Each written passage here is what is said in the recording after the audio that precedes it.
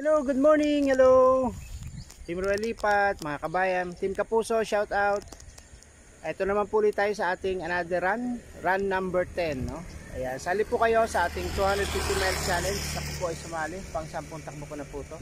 So parang nagiging routine na yung ating pagtakbo, parang means of exercise na rin, ano? Diba, maganda po yan sa ating heart, no? Yung pagtibok na ating puso ay magiging normal, lalo na ngayon puro na lang mga kabataan, puro na lang mga cellphone, gadget, wala na masyadong physical activity. So yan guys, inaanyahan ko kayo, sumali po kayo sa 250 miles run challenge at magkakaroon pa kayo ng prize at meron pa kayong good heart and health. Okay, let's go. Takbo na tayo guys, hindi tayo mag-start sa bahay, punta po na San Vicente. Let's go. Bye, see you.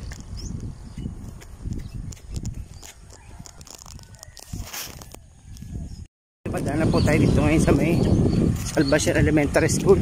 Tabi po ito ng lote namin. At tapos na po yung pag-construct ng gate. Maganda po yung ginawa nila. Tignan yung dating level. Halos na doble. Tapos nilagyan yung malaking lettering sa taas. Tsaka yung DepEd school ID number. Yan. So, dito po ang aming bahay. Malapit po dito. Kahalera po niyan. Doon. Okay. Sige, running na tayo. Tuloy-tuloy natin to. Dito tayo liligo. Sa Busakan, pa San Vicente. Habang presko pa. Ilang minuto pa ay isang oras pa ay ano na ay mainit na. So dito tayo medyo sa maraming puno para kahit uminit meron tayong lilim. Okay.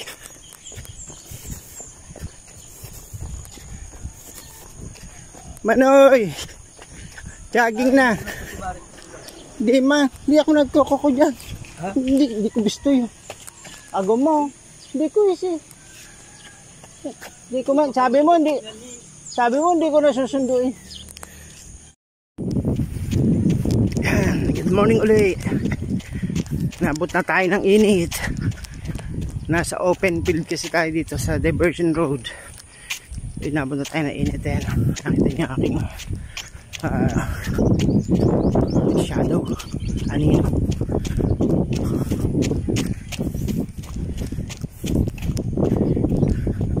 So lilipat tayo ng tatakbuhan dun sa may maraming puno para di tayo masyado mainitan.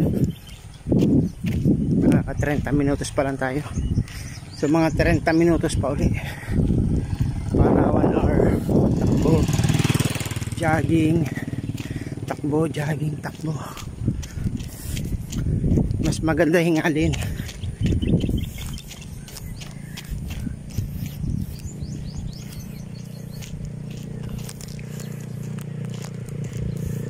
Tsaka dito walang masyadong mga aso, pero minsan may lumalabas din aso. Dito kalabaw meron. Ayan kalabaw.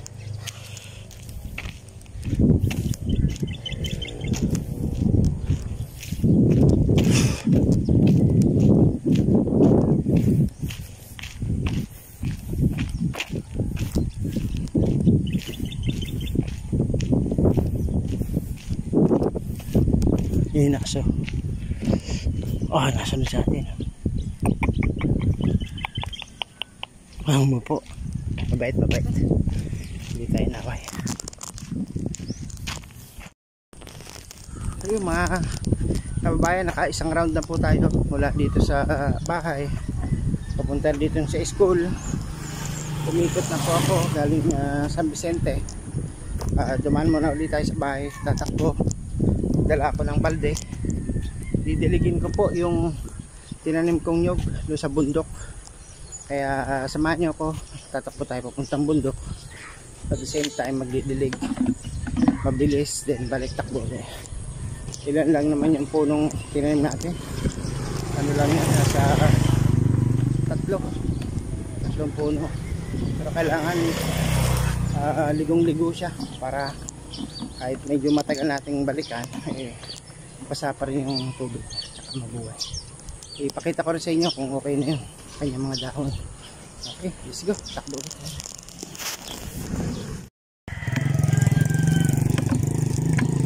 Hanapin na tayo dito sa pabundok. Ito yung daan natin,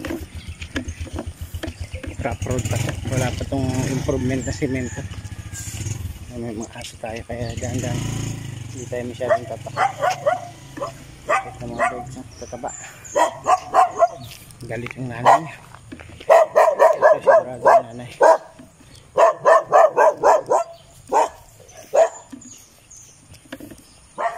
Pag malayo-layo na tayo sa aso, takbo ulit tayo. Ito yung ating dalang balde, tabo, diyan tayo igib sa ilog para madiligan. In-improve pala dito yung lupa. Nakatingin siya sa atin, hinahabol ako. My goodness, dito marami ring baboyan dito. Nire-prep nila yung lupa, inaayos yung raga, pinalaki-lakihan. Baby love, I've been thinking of baby love. Ito yung aming taniman dito sa taniman ng saging, nuyog. Nagtanim ako ng nuyog. Dilikin ko yung aking tinanim na nuyog. Kasi ba naman yung tinanim ko noong 2020, mataas na nga saya, kahoy na nga siya yung katawan niya. Ang problema, may nagtaling kalabaw, tapos kinain niya yung dahon, tapos nahihila. So yun, tuluyang namatay siya. Hindi na lang, dito na tayo sa ating location. I-visualize muna natin yung itsura ng ating tanim. Ito, dito, packet dito. Yung ating taniman dito. Bababa na natin yung balde dito. Dito tayo dito. Dito, ayan. Tignan ko yung tsura. Ayun. Parang nangunguluntoy ah. Ayan. So yun mga kababayan, dito ako nagtatanim ng niyog. Sa lote na to, kay mother to. Lote na to. Ito yung sinasabi kong niyog na tinanim ko. Ayun, napatay siya ng kalabaw. Ayun. Sayang. Ito naman yung tinanim ko, dry na siya. Kita nyo, tumagilid na, mukhang may humahawak. Isa, yung isa. Ito yung pangalawa. Ito maganda yung tindig ng pangalawa, pero sobrang dry na. Tapos yung pangatlo ay dito. Yun yung pangatlo. Dito nyo ito pangatlo. So lalawain natin ang pagdilig sa kanya ngayon para matagal-tagal. Oy, kumusta? Manggaganyog ka?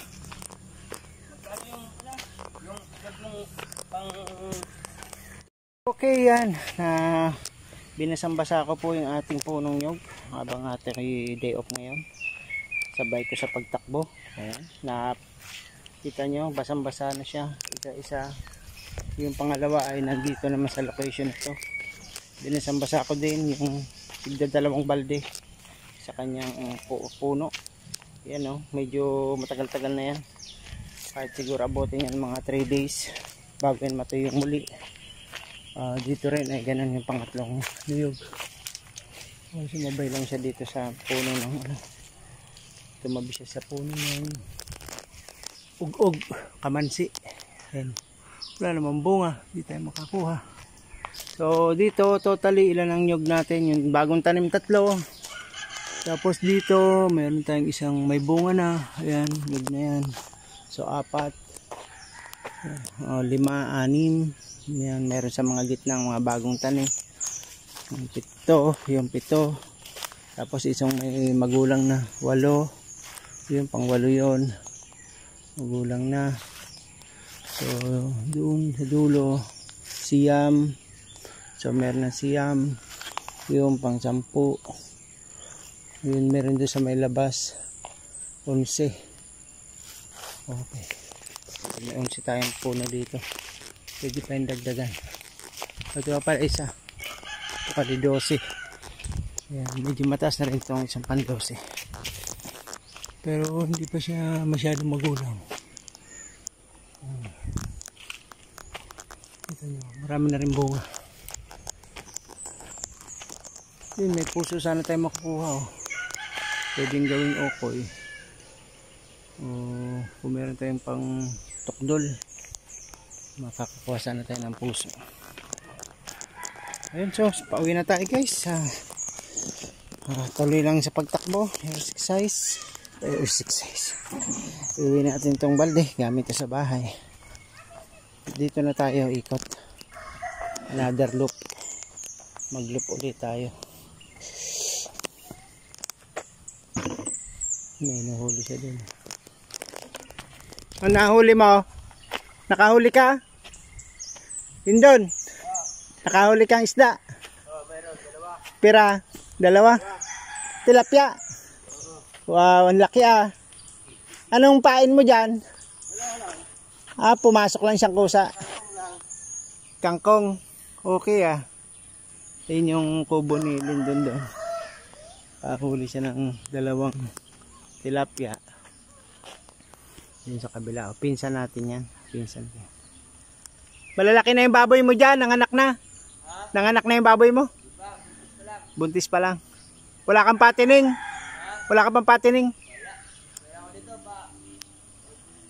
Paugbunan din. Marami naghahanap ngayon patining. Mahal na pati ang presyo. Oo, 170.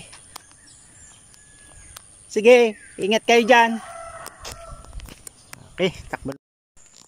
Ayun guys, dito na tayo ngayon sa may pabundok.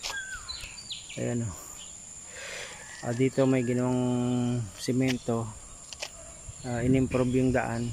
Ginawang concrete. Takbo na ulit tayo guys. Pabalik na.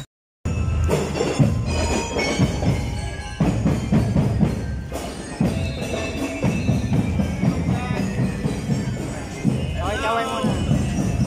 Kaway. Alis na kami. Bye bye.